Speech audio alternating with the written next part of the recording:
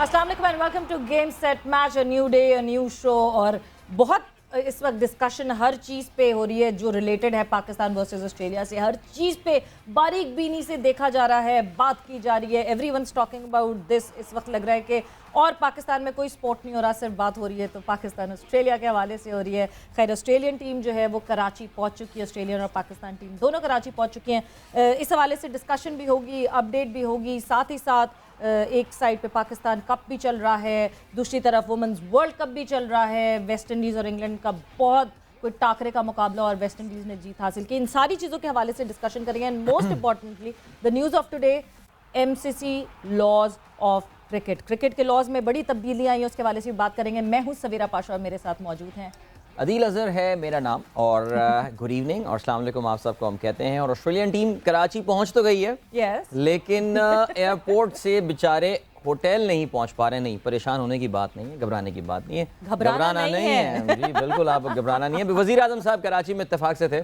सियासी खबरें तो आप सुन ही रहे होंगे, उससे एक ब्रेक लेने के लिए अच्छा हुआ कि आपने game set match tune in कर लिया है। सो उनकी मूवमेंट की वजह से जो है ऑस्ट्रेलियन टीम को सिक्योरिटी क्लियरेंस नहीं मिला है। बट होपफुली, मैं अभी क्योंकि उसी रोड से चलता हुआ आ रहा हूँ तो वज़ीर आज़म साहब हमारे बराबर वाले ट्रैक से गुजरते हुए जा रहे थे। He was waving me by the way. अच्छा, सो बहरहाल, so now I think Australian team will be arriving here. But of course सबकी नज़रें इस वक्त नेशनल स्टेडियम कराची पे हैं। नेशनल स्टेडियम कराची में किस तरह की विकेटें होंगी। पैट कमिंस ने अपने कमेंट्स सवेरा दे दिए हैं रावलपिंडी की विकेट के हवाले। ज़ाहिर है when everyone is talking about that, तो why won't Australian captain be talking about that. हम भी अपने जो है वो अपने एक्सपर्ट से भी बात करेंगे। आज हमारे साथ एक पाकिस्तान के बड़े मशहूर मायना स्पिनर हमारे साथ होंगे, रमीज़ राजा साहब जो हैं। उन्होंने भी बात की है, उनसे भी जब ये सवाल पूछा गया, बिकॉज आज सुबह आपने शायद देखा हो पाकिस्तान के वज़ीर इत्तलात फवाद चौधरी साहब ने जो है उन्होंने भी ट्वीट किया। और उन्होंने भी ट्वीट करके पाकिस्तान के इस पहले टेस्ट मैच में, रावलपिंडी टेस्ट मैच में जिस तरह की विकेट बनाई गई है सवेरा, उसे काफ़ी क्रिटिसिज्म का निशाना बनाया कि इस तरह की फ्लैट विकेट ना बनाए। Now Rameez Raja has come back और उन्होंने एक बयान दिया और उन्होंने कहा है कि भाई देखो विकेटें हैं। तो मैंने कहा मैं तो अभी आया हूँ। बहुत देर से खामोशी थी, शुक्र उनका कोई आया। कुछ जो उन्होंने कहा वो शुक्र कुछ कहा, बिकॉज मैं बार बार ये सोची थी कि रमीज़ राजा अब तो पीसीबी चेयरमैन है, मगर अगर वो यूट्यूबर की तरह ही होते और अभी यूट्यूब पे ही बात कर रहे होते जो कि वो रेगुलरिटी में करते थे अपने चैनल पे, सो वो कितना क्रिटिसाइज कर चुके होते इस पिच को। उन्होंने कहा क्या पिच के हवाले से? बिल्कुल जी, अभी बहुत क्रिकेट बाकी है, ये उन्होंने कहा है। ज़रा हम सब्र करें और देखते हैं कि क्या होता है कराची की विकेट पे, क्योंकि नेशनल स्टेडियम कराची वैसे एक बहुत अच्छी पिच होती है नेशनल स्टेडियम कराची में, जो कि बैटर्स के लिए तो साजगार होती है, मगर बॉलर्स के लिए भी बहुत कुछ होता है उस पिच पे। तो सबकी नज़रें अब यही होंगी, we all want competitive cricket, we want fearless Pakistan, because this fearless Pakistan was playing in World T20 और बड़ा मज़ा आया था देखने में उस fearless पाकिस्तान को। ऑस्ट्रेलिया से मोस्ट इंपॉर्टेंट मैच में नॉकआउट्स पे हारे, फिर भी कोई क्रिटिसिज्म नहीं हुई अदील, बहुत शोर शराबा नहीं हुआ, बिकॉज जिस तरह हमारी टीम ने फाइट बैक की थी, जिस तरह ऑल टुगेदर उस टूर्नामेंट में हमारी टीम खेली थी, उस अप्रिसिएशन की वजह से किसी ने कुछ शोर नहीं मचाया था। So we all want fighting spirit from our team और अच्छा मुकाबला हो। बट इस मैच के ऊपर हमें बात करना ज़रूरी है, because Pakistan versus Australia, one of the biggest series happening right now in the cricketing world. हर किसी की नज़रें इस पे, और डिस्कशन के लिए आज हमारे साथ हमारे मेहमान भी मौजूद हैं। बहुत ही धीमा और बहुत ही प्यार मोहब्बत से बात करते हैं, और बॉलिंग भी कुछ इसी स्टाइल से कराते थे। प्यार मोहब्बत से बॉलिंग कराते कराते बैटर को ऐसे आउट करते थे कि उनको पता ही नहीं चलता था कि आउट हो गए। तो हमारे साथ मौजूद है पाकिस्तान के former test cricketer Iqbal Qasim साहब। जी इकबाल साहब, वेलकम टू द शो।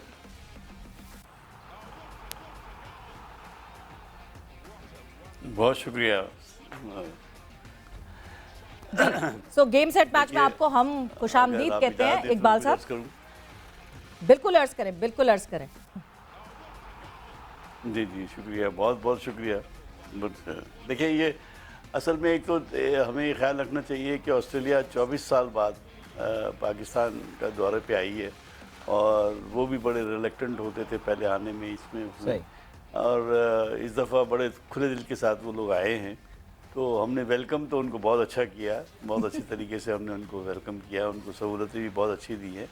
मगर बेसिक तो पॉइंट ये है कि क्रिकेट उनको अच्छी मिलनी चाहिए ताकि वो खेले तो उनको स्वाद आए, वो जाएं, और उनके शायकीन भी देख रहे होंगे। जाहिर सी बात है कि भाई पाकिस्तान जाके खेलने का मज़ा भी आया। वो अपनी जगह ठीक है। रमीज़ राजा साहब का एक कंसर्न है कि जी ऑस्ट्रेलिया के ट्रैप में हम नहीं जाना चाहते, ऐसी विकेट हम नहीं बना के देना चाहते जिससे कि ऑस्ट्रेलिया को एडवांटेज हो, और ये हर कंट्री को हक हासिल है, इसमें कोई दो राय नहीं है। मगर विकेट ऐसी भी होनी चाहिए जिसमें कि एटलीस्ट 60-40 चांस तो होना चाहिए सबके लिए। तो ये मेरा मानना है। और ख़ास तौर पे पिंडी की विकेटों पर कभी मैंने ऐसा नहीं बिहेवियर देखा जो इस दफ़ा था, कि बहुत स्लो विकेट थी, बहुत टाइम दे रही थी, बाउंस भी उस पर कम था, जोर लगाते थे उस पर एक आध बाउंसर्स मिल जाता था, मगर वो उसमें टाइम बहुत था, तो खेलने में आसानी थी। तो बॉलरों के लिए तो कुछ भी नहीं था। जाहिर सी बात है उनकी स्ट्रेंथ तो फास्ट बॉलिंग है, वो तो चिल्लाएंगे, शोर मचाएंगे कि भाई उनकी विकेटें बहुत ही डेड थी, इसमें कोई बात नहीं। लेकिन हमारे पास भी बॉलिंग कम नहीं थी। अगर हम ट्राई करें तो हमारे जो शहनशाह अफरीदी हैं, शाहीन अफरीद, नसीम शाह हैं, ये बॉलर अच्छे हैं, फास्ट बॉलर अच्छे बॉलर्स हैं, उनमें शुमार होते हैं और बड़ा दुनिया में नाम है इनका, तो हम चांस ले सकते थे। मगर मेरा ख्याल है पहला मैच था, आई थिंक टीम ने भी थोड़ा सोचा है कि ज़रा प्रैक्टिस कर ली जाए अच्छी सी, और उसके बाद शायद आइंदा दो जो टेस्ट मैच है उसके अंदर विकेटों का बिहेवियर कुछ डिफरेंट हो। इकबाल साहब देखिए, विकेटों का बिहेवियर तो ज़ाहिर है कराची में हम उम्मीद यही करेंगे कि काफ़ी हमें एक स्पोर्टिंग सा ट्रैक या सपोर्टिंग सा ट्रैक, जो भी हमारे दोनों टर्मिनोलॉजीज इंटरचेंजेबली वैसे इस्तेमाल हो रही होती हैं, it actually makes me wonder at times what's the right terminology, लेकिन खैर एनीवे। इकबाल साहब देखिए, विकेट का डेड होना तो अपनी जगह थी, लेकिन पाकिस्तान की बैटिंग अप्रोच पे भी तो कुछ बात हमें करनी पड़ेगी ना। जनरली देखिए माशाल्लाह आपने इतने टेस्ट मैच पाकिस्तान के लिए 50 के करीब खेले हैं। जनरली हम ये देखते हैं कि दूसरे दिन आप अपनी फाउंडेशन ले डाउन करके पहले दिन दूसरे दिन थोड़ा तेज़ खेलना शुरू करते हैं, आते हैं जब भी आप टारगेट करते हैं 550-600 रन करते हैं। इस डेड ट्रैक पे भी पाकिस्तान ने ऑस्ट्रेलिया को ऑल आउट किया। ऑस्ट्रेलिया की बैटिंग लाइनअप कोई आसान बैटिंग लाइनअप नहीं है। ऐसा नहीं हो सकता था कि थोड़ी कम से कम इंटेंट पाकिस्तान अपनी बैटिंग में ही दिखा देता इस फ्लैट विकेट को काउंटर करने के लिए? पाकिस्तान की बैटिंग अप्रोच पे कुछ आपकी कुछ कमेंट्स इकबाल साहब। बिल्कुल आपकी बात से मैं मुत्तफिक हूँ इस बात से कि पाकिस्तान ने जब ऑप्ट किया बैटिंग के लिए, और एक पहला घंटा 1.5 घंटे के बाद जब ये विकेट्स ड्राई अप हो गई और बैटिंग के लिए अच्छी बन गई, तो उसके बाद पाकिस्तान को अपना पेस बढ़ाना चाहिए था। मगर देखिए असल रीज़न हमें ढूंढना चाहिए कि ऐसा क्यों, हमारे प्लेयर ऐसा क्यों खेलते हैं, वाई? इसलिए खेलते हैं कि इनको इनसिक्योरिटी है। ये पहले अपनी पोजीशन को फिक्स करते हैं, वो सेव करते हैं अपने आप को, बाद में टीम का सोचते हैं।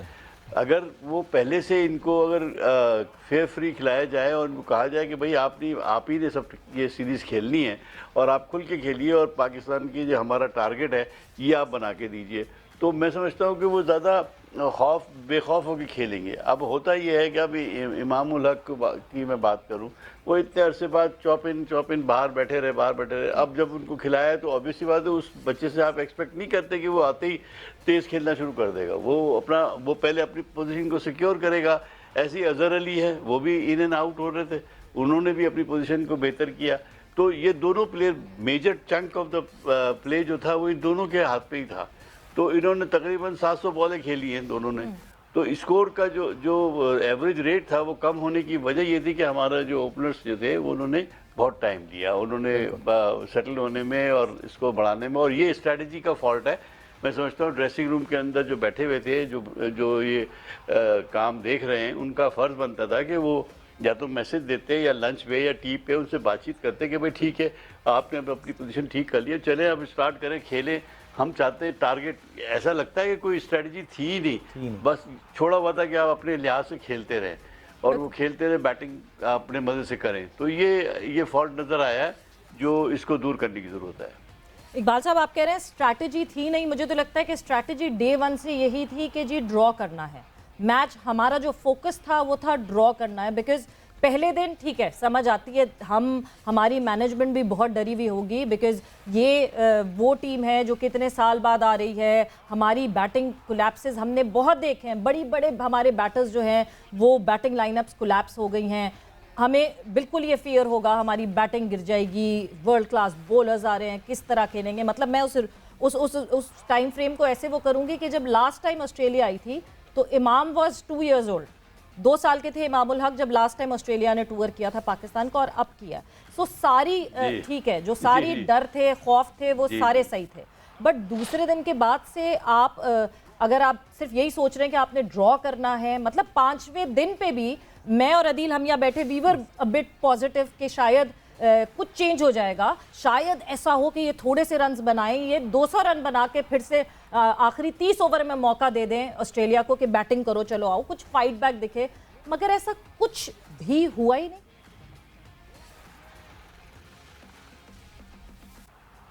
नहीं, मेरे ख्याल है, देखिए वो आपकी बात दुरुस्त है। इन्होंने इस तरफ जो टीम के जो स्ट्रेटजी बनाने वाले लोग थे, उन्होंने कोई ऐसा कॉन्क्रीट प्लान नहीं किया था। उन्होंने सिर्फ ये थोड़ा सा बैटिंग करो भाई, जितनी देर खेल सकते हो खेलो, वो यही एक स्ट्रेटजी मुझे जो नज़र आ रही थी। और उसके बाद अचानक ही मैंने देखा कि एक या 2 ओवर पहले इन्होंने उसको डिक्लेयर किया। उसका फिर रीज़न नहीं बनता था कि कोई फ़ायदा कोई नहीं था कि वो आपने इतना लेट कर दिया। अगर डिक्लेयर भी करना था तो बहुत पहले करना चाहिए था, या मैच लंच के बाद से थोड़ा तेज़ ही खेल लेते कम से कम। मेरे हिसाब से जब डिक्लेयर किया उस वक्त 100 रन कम थे हमारे। अगर ये 479 की बजाय हमारे 570 के करीब होते तो वो ज़्यादा बेहतर होता, प्रेशर पड़ना था। बट आपको पता है कि ये सिलसिला ऐसे ही चलता है, और ये स्ट्रैटेजी जो है वो बनाने के लिए दिमाग का इस्तेमाल करना ज़रूरी है, जो मैं समझता हूँ जब तक कि वहाँ पर अच्छे प्लानर नहीं होंगे तो बड़ा मुश्किल है। एब्सोल्युटली इकबाल साहब, अब ज़ाहिर है पिंडी टेस्ट तो अब एक माजी का किस्सा बन चुका है। पैट कमिंस का आज बयान आया था, उन्होंने कहा था जी पाकिस्तान ने जानबूझ के डेड ट्रैक बनाया था बिकॉज वो उनकी पेस बॉलिंग को, उनकी फास्ट बॉलिंग को जो है वो न्यूट्रलाइज करना चाहते थे। बहरहाल ये कमेंट्स तो जारी रहेंगे, और इससे डाइवर्ट होने का जो बेस्ट तरीका है वो ये है कि अब फोकस किया जाए नेशनल स्टेडियम कराची में होने वाले मैच के हवाले से।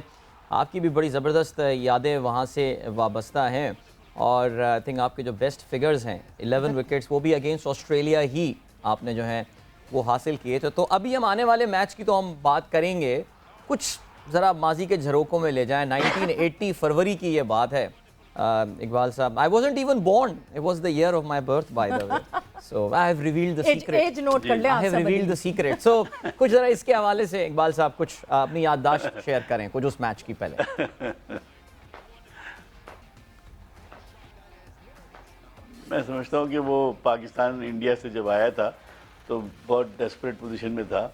79-80 की बात है ये, और टीम जो थी वो बिल्कुल तितर बितर हुई हुई थी, मैनेजमेंट भी बहुत परेशान थी। तो जीत जो थी वो रिक्वायर्ड थी, वो बहुत ज़रूरी था पाकिस्तान की क्रिकेट को बचाने के लिए। पाकिस्तान को टेस्ट में जीतना ज़रूरी था।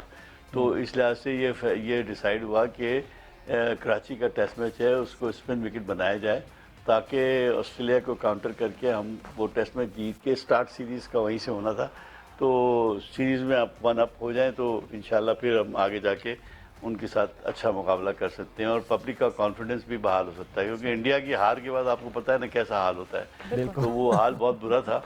तो इस लिहाज से फिर वो विकेट जो थी उसका स्पिन विकेट बनी थी, और उसमें तौसीफ अहमद को का डेब्यू था, और वो मेरे साथ खेले थे। तो वो हम लोगों ने मिलके पाकिस्तान जीता उस टेस्ट मैच में, और वहाँ से फिर हमारा सीरीज़ आगे बढ़ी। तो बड़ी यादें वाबस्ता हैं। ग्रेग चैपल, बड़े बड़े एलन बॉर्डर, बड़े अच्छे अच्छे प्लेयर थे जो खेले, और वो भी उस वक्त भी वो बेचारे ह्यू एंड क्राई कर रहे थे कि पाकिस्तान ने एडवांटेज लिया और अपनी बैटिंग बॉलिंग का और इसका उसका। तो ये तो खैर पार्ट एंड पार्सल है कि जब भी आप होम कंट्री पे खेलते हैं किसी जगह जाके तो उसको एडवांटेज होता है। ऑस्ट्रेलिया जब हम जाते हैं तो वो बहुत हार्ड एंड बाउंसी विकेटें बनाते हैं, वो ज़रा सा भी मौका नहीं देते पाकिस्तानी प्लेयरों को या इंडियन प्लेयर्स को या सब कॉन्टिनेंट की टीम को।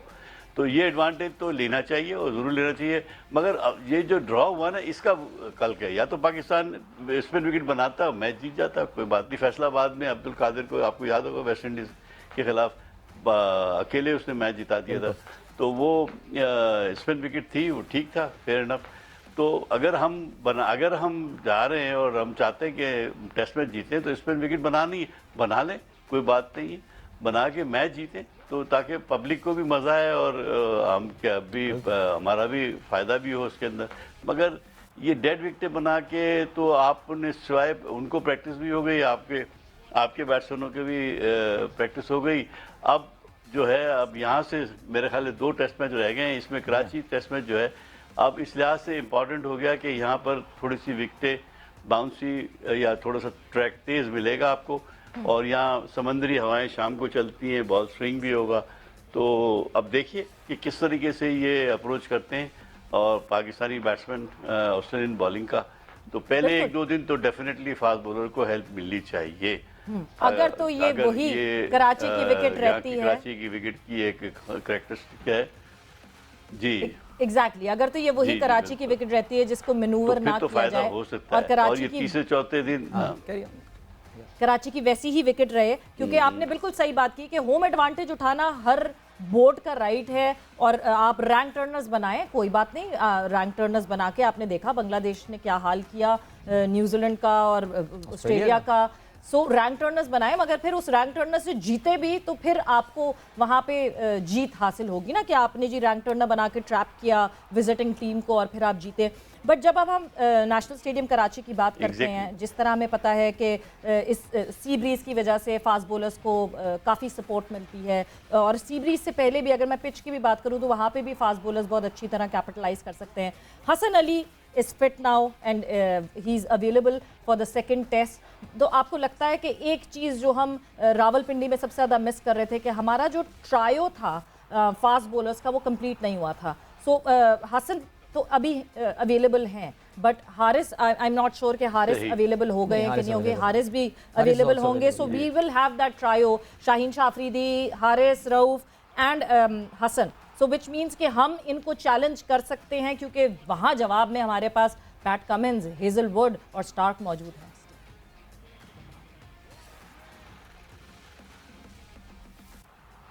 आपकी बात दुरुस्त है सवेरा। अगर आपने टेस्ट में जीतना है या एटलीस्ट ऑस्ट्रेलिया को कॉम्पीट करना है, तो आपको अपनी बॉलिंग को कॉम्पैक्ट रखना है। 4 बॉलर से काम नहीं चलेगा, यू नीड 5 बॉलर्स, चाहे वो आप स्पिन को स्ट्रेंथ करें, चाहे वो फास्ट बॉलिंग को स्ट्रेंथ करें, मगर you definitely need fast bowlers. 5 आपको बॉलर चाहिए होंगे, वरना ये 5 दिन का टेस्ट मैच जो है वो इतना लंबा चल नहीं सकता।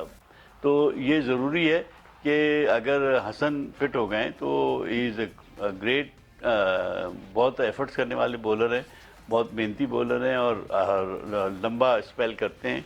आई थिंक अगर वो खेल सकते हैं तो ज़रूर खिलाना चाहिए उनको।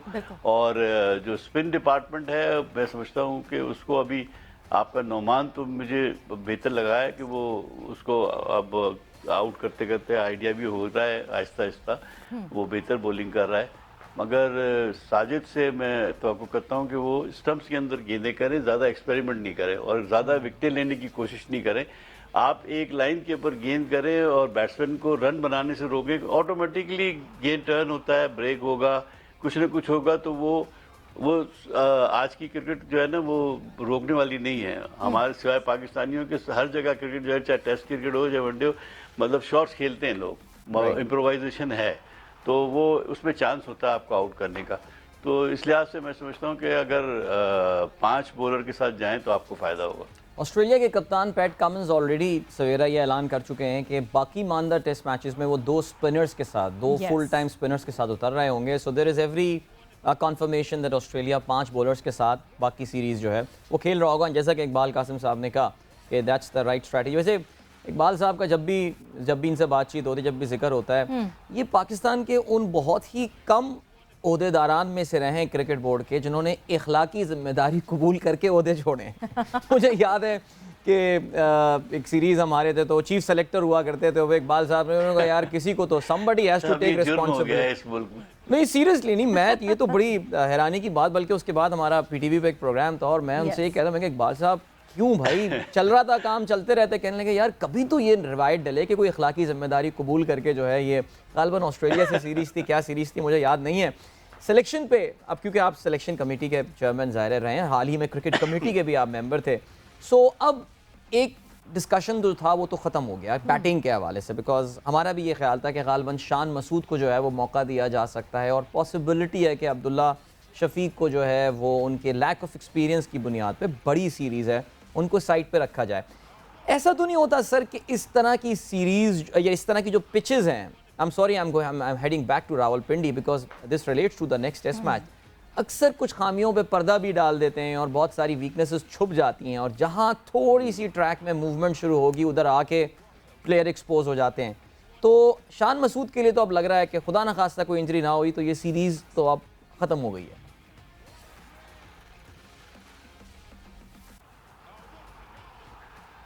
देखिए, ये एक अनफॉर्चुनेट बात है। हमारी सिलेक्शन कमेटी का जो प्रॉब्लम है ना, प्रॉब्लम ये है, बल्कि इनफैक्ट हमारे कप्तान जो होते हैं वो सिलेक्शन कमेटी के साथ जब डिस्कशन करते हैं तो वो अपनी राय ज़रूर एम्फेसाइज करते हैं कि मुझे कौन सा प्लेयर चाहिए और कौन सा प्लेयर नहीं चाहिए। और बाद कैप्टन तो बहुत एग्जर्ट करते हैं कि यार ये जो हम कह रहे हैं वो हमें मिलना चाहिए। मैं समझता हूँ कि सिलेक्शन कमेटी जो है उसका बेसिक पर्पज़ ये है कि वो ये देखना चाहिए कि क्या हमने किसी प्लेयर को किस बुनियाद पे सेलेक्ट करना है, क्या नीड की बुनियाद पे करना है और वो उसका क्राइटेरिया क्या है कि क्या उसकी फॉर्म अच्छी होनी चाहिए, क्या उसके रन्स अच्छे हैं या उसने अभी हालिया सीरीज़ में या फर्स्ट क्लास में मैचेस में रन्स किए हुए वो होना चाहिए, और प्लस साथ में कि उसका कितना टाइम पीरियड जो है वो हमारे को सर्व कर सकता है, वो ये देखना ज़रूरी है। तो शान मसूद हमारा ये नहीं कि इमाम जो है वो बुरा प्लेयर है, इमाम भी बहुत अच्छा प्लेयर है, इसमें कोई शक नहीं, मगर होता ये है कि टर्न होती किसकी है, मिल जाती है किसी को। अब बेसिकली तो शान मसूद जो परफॉर्मेंस कर रहा था, आई थिंक मेरे हिसाब से तो उसका पहले चांस बनना चाहिए था इमामुल हक की बजाय। मगर बिल्कुल जो आप कहते हैं कि लाइन उसके हिसाब से चलना चाहिए और एक ऑर्डर में जो है वो चांस मिलना चाहिए, बिकॉज बहुत सारे टैलेंटेड प्लेयर्स हैं। ऐसा नहीं है कि पाकिस्तान में टैलेंट की कमी है, बहुत दफ़ा स्टेटमेंट्स आई हैं कि पाकिस्तान में टैलेंट की कमी है, बट कोई टैलेंट की कमी नहीं है।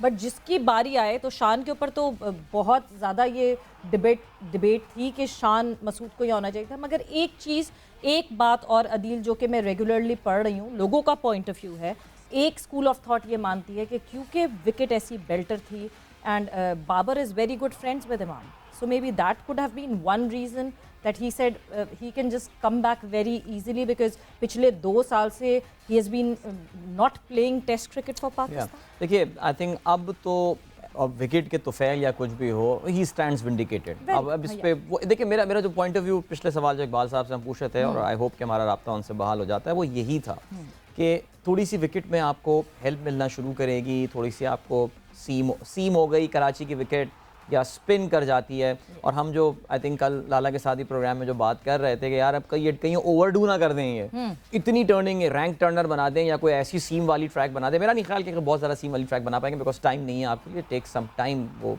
उस क्वालिटी को लाने के लिए।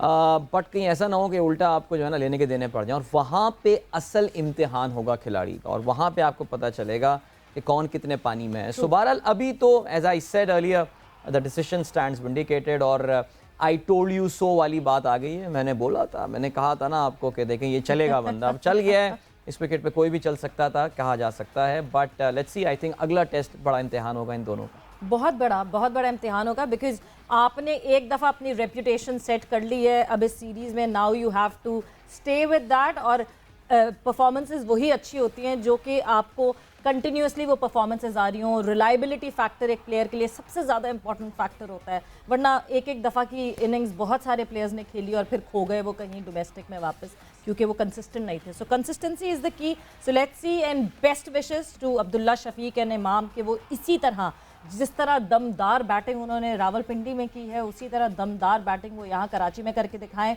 मगर वक्त यहाँ पे गेम सेट मैच का हुआ है ब्रेक का, मगर जब हम ब्रेक से वापस आएंगे सो एमसीसी ने क्या क्या कर दी हैं तब्दीलियाँ क्रिकेटिंग लॉज में, उसके हवाले से डिस्कशन करेंगे।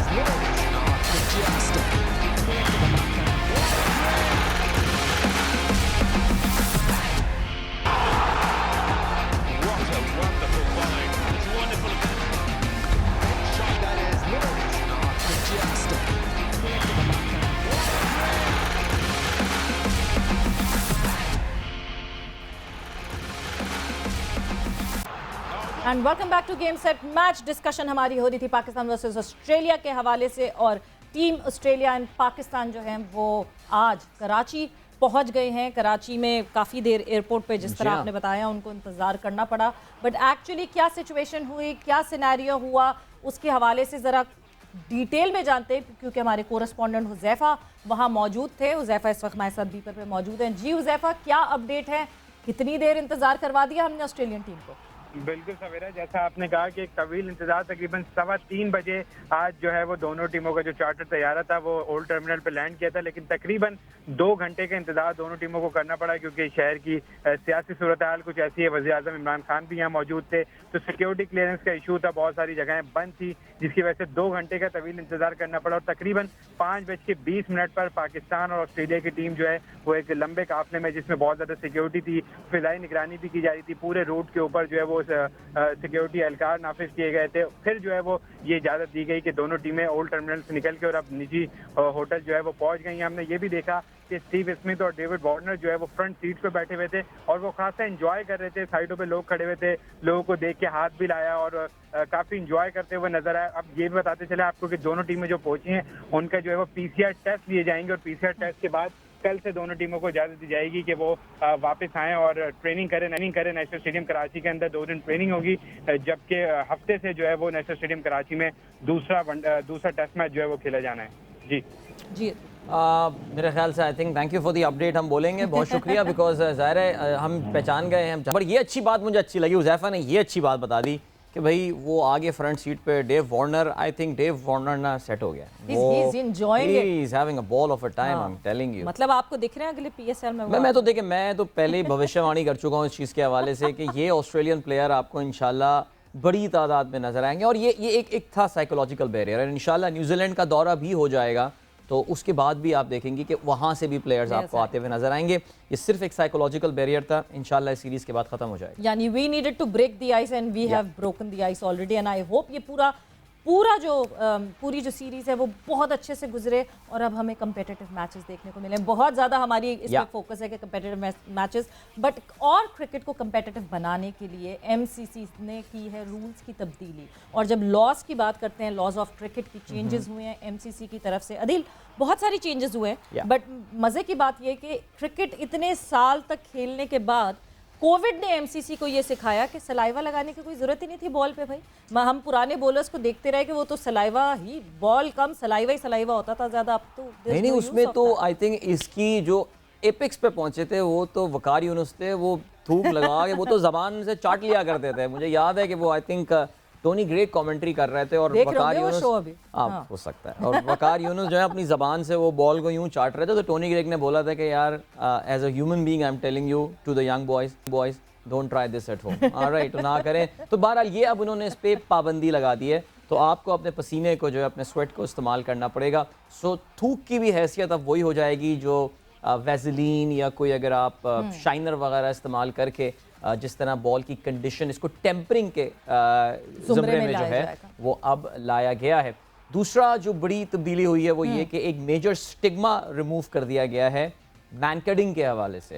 अच्छा, मैनकडिंग को हर मेरे ख्याल से मुल्क में अपनी एक टर्मिनोलॉजीज़ के लिए इस्तेमाल की जाती है। कहीं इसको सेल्फ आउट कहा जाता है, कराची की लिंगो में इसको कुछ और भी कहा जाता है, थोड़ा वियर्ड सा वर्ड है इसलिए मैं उसको यूज़ नहीं कर रहा। लेकिन ये एक तो इसकी हिस्ट्री बड़ी ज़बरदस्त है। आई मीन इसको मैनकड इसलिए कहा जाता है, it is named after former Indian cricketer, ICC hall of famer हैं विनू मनकड, जिन्होंने 1947-48 की सीरीज जो इंग्लैंड इंडिया के दरमियान हुई थी, I think post independence this was the first time both teams were playing, इसमें 2 खिलाड़ियों को उन्होंने इस तरह आउट किया था कि वो जब बॉलिंग कराते आ रहे थे, वो was a left arm spinner, और उनकी बॉलिंग कराते हुए वो बैकअप कर रहा था बैट्समैन, और उन्होंने जो वो आउट कर दिया था। क्रिकेट के रूल के मुताबिक दिस वाज आउट, इसमें कोई शक नहीं था, बट इसको अनफेयर प्ले कहा जाता था कि यार ये आप ना देखें, ये against the spirit of the game के। अब वो, और इसमें एक विलन के तौर से ना बॉलर को प्रेजेंट किया जाता था कि यार देखो ये गेम की जो खूबसूरती है उसको दाग लगा रहा। भाई अब मैं भी बड़ा हैरान रहता था, भाई आइदर देयर इज आउट और इट इज नॉट आउट। अब मैं किसी को एलबीडब्ल्यू कर रहा हूं तो मैं कौन से गेम की रेपुटेशन को नुकसान पहुंचा रहा हूं, मैंने इनको आउट किया है। उसमें आता था कि यार आप वार्न कर दिया करते थे कि वार्न कर दो वरना, तो अब इन्होंने कह दिया नहीं जी, this is a run out now, ये रन आउट शुमार होगा। And I think a very good decision, once and for all इस पूरे मामले को खत्म कर दिया ICC। बिल्कुल, और मुझे लगता है कि ये सबसे ज्यादा इस वजह से किया गया है बिकॉज रीसेंट टाइम्स में सबसे ज्यादा शायद मैन कटिंग करते हुए अश्विन हमें दिखे हैं, और अश्विन बहुत ज्यादा कभी कभी एक स्कूल ऑफ थॉट बड़ी क्रिटिसाइज करता था कि नहीं जी स्पिरिट ऑफ द गेम खराब कर दी और ये कर दिया, और एक जो था वो कहता था जी प्रॉम्प्टनेस है ये बॉलर की, और बॉलर अगर इतना प्रॉम्प्ट है कि वो देख रहा है कि नॉन स्ट्राइकर जो है वो पिच का बेसिकली डिस्टेंस कम कर रहा है बिफोर रिलीजिंग द बॉल, तो बिल्कुल गलत कर रहा है। फिर अगला जी एक और रूल जो कि जिसमें अमेंडमेंट हुई वो है क्रॉसिंग ऑफ द बैटर्स का rule, striker end non striker का रूल, जिसमें पहले ये हुआ करता था कि अगर एक स्ट्राइकर ने जो है वो शॉट मारा है और बॉल हवा में है और वो अगर रन भाग रहा है ऐसे करके, और अगर वो अभी यहाँ हैं दोनों और कैच हो जाता है तो जो नया बैटर आएगा वो बैटर जो है वो स्ट्राइक पे जाएगा। बट अगर कैच पकड़ने से पहले पहले क्रॉसिंग हो गई है सो फिर नॉन स्ट्राइकर पे जाएगा नया बैटर, और जो क्रॉसिंग हो गई है सो वो जो करंट बैटर खड़ा हुआ था और क्रॉस कर चुका है वो जाएगा स्ट्राइकर। मगर अब ये सारी चीज़ें ख़त्म हो गई हैं, इस कन्फ्यूजन को, इस सारी चीज़ को एक साइड पे रख दिया गया है। बॉलर के लिए एक अपॉर्चुनिटी लाई गई है कि जो नया बैटर आएगा चाहे कुछ क्रॉसिंग हो गई हो या नहीं हो गई हो वो स्ट्राइकर ही होगा, वो ही सबसे पहले आके फेस करेगा बॉलर को। या एब्सोल्युटली, देखिए इंटरनेशनल क्रिकेट में तो ये थोड़ा बहुत कंट्रोवर्शियल हुआ करता था, but now you have got so many cameras covering the match कि ये इतना बड़ा इशू नहीं रहा था। गली मोहल्लों की क्रिकेट में बड़ी आसानी हो गई है इस रूल के चेंज की, इस पे बड़ा फट्टा होता है ना, यार क्रॉसिंग हो गई ये वो। अब क्योंकि खैर होते हैं गली मोहल्लों के तो अपने रूल होते हैं ना, वन टेप आउट वाला ये वो, ICC अप्रूव तो MCC तो इनको अप्रूव करता नहीं है। बट अब आई थिंक हमारी जो मोहल्ला क्रिकेट है और ग्राउंड में क्रिकेट है उसमें भी अब ये रूल अप्लाई हो जाएगा, तो वंस एंड फॉर ऑल इस फड्डे को MCC ने जो है मैरीलेबोन क्रिकेट क्लब ने इस फड्डे को खत्म कर दिया। बिल्कुल।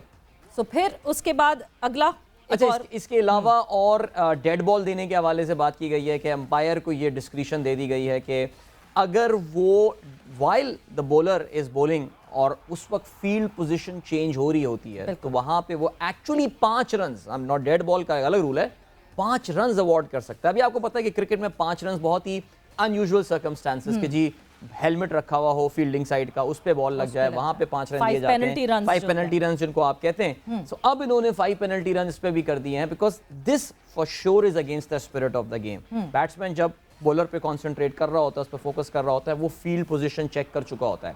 इस दौरान अगर आपने उस चीज को तब्दीली की, this is against the spirit of the game and I think a good decision के जिस पे पेनल्टी रन अब अवार्ड किए जाएंगे। बिल्कुल। सो रूल्स, बहुत सारे लॉज में और भी तब्दीली हुई है और बहुत सारे लॉज की बात की गई है। इसमें एक और लॉ जो कि वाइड करार देने की बात की गई है कि रन अप से पहले स्ट्राइकर जिस पोजीशन पे खड़ा है that would be the marked position. उसके बाद बॉलर ने बॉल की, वेदर स्ट्राइकर इधर से मूव करता है या नहीं करता है, अगर वो वाइड के जुमरे में होगी तो वाइड कहलाएगी। इट डज नॉट मैटर कि स्ट्राइकर कितना आगे बढ़ा और कितना नहीं आगे बढ़ा, वेदर वो वाइड होगी तो वो वाइड कहलाएगी। ये काफी कंट्रोवर्शियल एक फैक्टर है। नॉर्मल बैटिंग पोजीशन की डेफिनेशन क्या है? नॉर्मल बैटिंग पोजीशन क्या होगी? यानी वो उस वक्त होगी कि स्ट्राइकर जो जैसे कि आमतौर से गार्ड लेते हैं वो लेग स्टम्प से गार्ड ले रहे होते हैं, कुछ मिडिल स्टम्प से, लेकिन आपने देखा है कि इन द डेथ ओवर वो उल्टी सीधी पोजीशन पे बैट्समैन आगे खड़ा हो जाता है। So now this won't apply. जो नॉर्मल वाइड का रूल है वो वाइड का रूल अप्लाई होगा, जो मार्किंग हुई हुई है ये सारी चीज़ होंगी। एंड आई थिंक ये एक अच्छा, आई थिंक ये जो नया कोड आया है, code of the laws of cricket जो MCC रिलीज करती है, this I think is the 3rd edition of that book जो रिलीज हुई है। एंड इसमें उन्होंने बहुत सारे रूल्स को सिंप्लीफाई किया है and a very good thing कि वाकई इस कॉम्प्लिकेशन से हमें निकलना चाहिए और इस कॉम्प्लिकेशन से बचाना चाहिए। बट अब क्योंकि नेशनल स्टेडियम कराची में पहुंच चुका है ये festival of Pakistan versus Australia, और जो लोग यहाँ कराची में बैठे थे वो बेताब थे क्योंकि जो लोग पिंडी में थे वो हमारे सारे कलीग्स वो एंजॉय कर रहे थे स्टेडियम जाके क्रिकेट देखकर। सो अब कराची में ये मेला सजने लगा है और सब कराची के लिए तैयार है। और क्या क्या हो रहा है नेशनल स्टेडियम की तैयारियां कैसी हो रही है, हमारे कोरेस्पॉन्डेंट खिजर मौजूद थे नेशनल स्टेडियम में और उन्होंने क्या क्या वहां देखा और हमें क्या क्या इन्फॉर्मेशन वो बताने वाले हैं, आपको क्या क्या इन्फॉर्मेशन देने वाले हैं, खिजर से जानते हैं। खिजर, अस्सलाम वालेकुम, welcome to game set match. क्या हो रहा है नेशनल स्टेडियम में, क्या रौनकें शुरू हो गई हैं?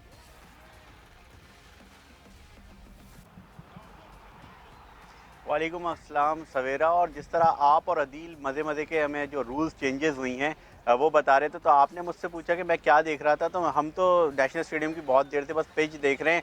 तो कहीं कुछ दिनों के बाद ये भी ना आ जाए कि भाई न्यूट्रल पिच क्यूरेटर आएगा, क्योंकि जिसका ग्राउंड उसके पिच होती है वैसी कंडीशन है, और फिर बाद में पिचेस पर बहस होती रहती है। तो सबसे ज़्यादा फोकस ना सिर्फ नेशनल स्टेडियम में बल्कि नेशनल स्टेडियम से लेकर ऑस्ट्रेलिया तक जो अब आने वाला मैच है उसके पिच पर है। और वो कहा जाता है ना कि स्पोर्टिंग पिच या सपोर्टिंग पिच, तो यकीनन यही कहा जा रहा है कि बिल्कुल सपोर्टिंग पिच तैयार की जा रही है। और शायद पाकिस्तान को भी अब इस जहन के साथ मैदान में उतरना होगा कि हमने जो आखिरी बड़े इवेंट्स जीते हैं वो अपने फास्ट बॉलर की स्ट्रेंथ के साथ जीते हैं, चाहे वो आमिर का बॉलिंग स्पेल हो, फिर शाहीन शाह अफरीदी का हो। तो इसी स्पेल के साथ, इसी स्पिरिट के साथ फिर हमें भी अपने फास्ट बॉलर पर भरोसा करना होगा। साथ साथ नेशनल स्टेडियम कराची में तैयारियां जारी हैं। तो ये वही ग्राउंड है, अभी मैं यहाँ का ओनर्स बोर्ड देख रहा था जिसमें 313 रन भी लगाए हैं एक बल्लेबाज ने। फिर इसके अलावा फिर जावेद मियादाद के भी 211 रन हैं, यूनुस खान के 313 रन हैं, शुएब मोहम्मद के 200 से ज़ायद रन हैं। फिर इसी तरह काफ़ी जो बॉलर्स हैं उन्होंने 10-10 विकेटें भी ली हैं। तो बॉलर्स को भी सपोर्ट करती है ये विकेट, बैट्समैनों को भी सपोर्ट करती है। और नताइज कुछ ऐसे हैं कि पाकिस्तान को हराना इस ग्राउंड में बड़ा मुश्किल होता है। ज़्यादातर मैचेस पाकिस्तान ने जीते हैं, सिर्फ 2 शिकस्त पाकिस्तान के हिस्से में आई हैं। तो यकीनन जो सपोर्टिंग पिच तैयार की जा रही है बॉलर्स को, बल्लेबाजों को सपोर्ट की करेगी। और वो जो एक तासुर ज़ाइल करने की कोशिश भी कर रहा है पाकिस्तान क्रिकेट बोर्ड के सिर्फ़ और सिर्फ बल्लेबाजों के लिए ही शायद पिंडी स्टेडियम की पिच तैयार की गई थी। हालांकि वो रिवायत से थोड़ी हट के बात है, मगर अब पाकिस्तान क्रिकेट बोर्ड की भी कोशिश यही है कि जो नेशनल स्टेडियम की पिच है उधर कुछ ना कुछ थैंक यू सो मच, तैयारियां जारी हैं, खिज़र बहुत शुक्रिया। बिल्कुल जारी हैं और आई रियली होप कि एक तैयारी जो पीसीबी को वाकई अब कर लेनी चाहिए वो ये है कि खुदारा ज़रा स्टेडियम की कंडीशन इसका कुछ करें, स्टेडियम की कंडीशन का, बिकॉज नेशनल स्टेडियम कराची, सवेरा हमने पहले भी ये बात की, of all the stadiums in Pakistan has got the worst viewing experience. ठीक है, चाहे वो आपका उन स्टैंड्स में बैठ के मैच देखना हो, वो बड़े बड़े से पिलर्स आपके सामने हो, वो एक खौफनाक सी स्टील की बनी हुई, जो खैर अब तो उन्होंने उसको चेंज कर दिया है, वो we need a green field stadium now. By green field I means के from the scratch you need a new stadium.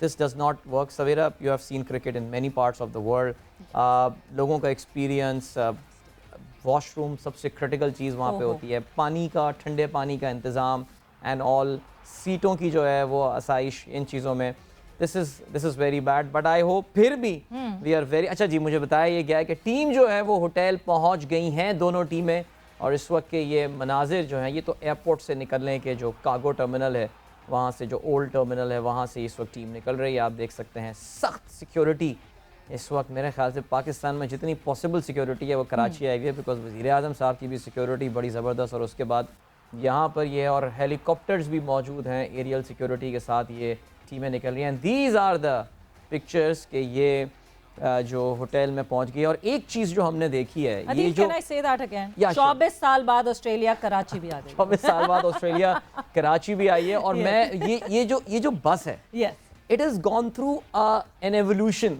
A Metamorphosis. और ये पहले सिर्फ एक बुलेट प्रूफ, एक नॉर्मल कोस्टर होती थी, फिर उसको बुलेट प्रूफ किया गया। अब जरा आप सीटें देखें अंदर जो उन्होंने लगाई हुई हैं, वो बड़ी तब्दीली इसमें जो है वो आ गई है।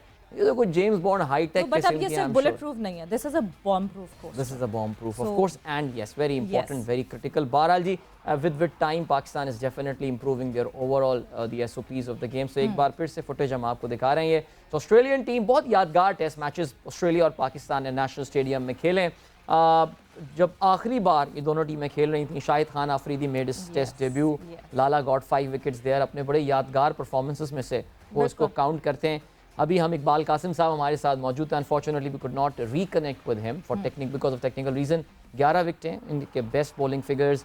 ऑस्ट्रेलिया को 220 और 142 रन पे पाकिस्तान ने आउट किया था उस टेस्ट मैच में। And then how can we forget that 94-95 series, इसमें पाकिस्तान ने 1 विकेट से कामयाबी हासिल की थी। So we are all looking for, I mean eventually we would want Pakistan to win this test match, but we are looking for a very good game of cricket inshallah, at least very good competition, competitive cricket देखने को मिले।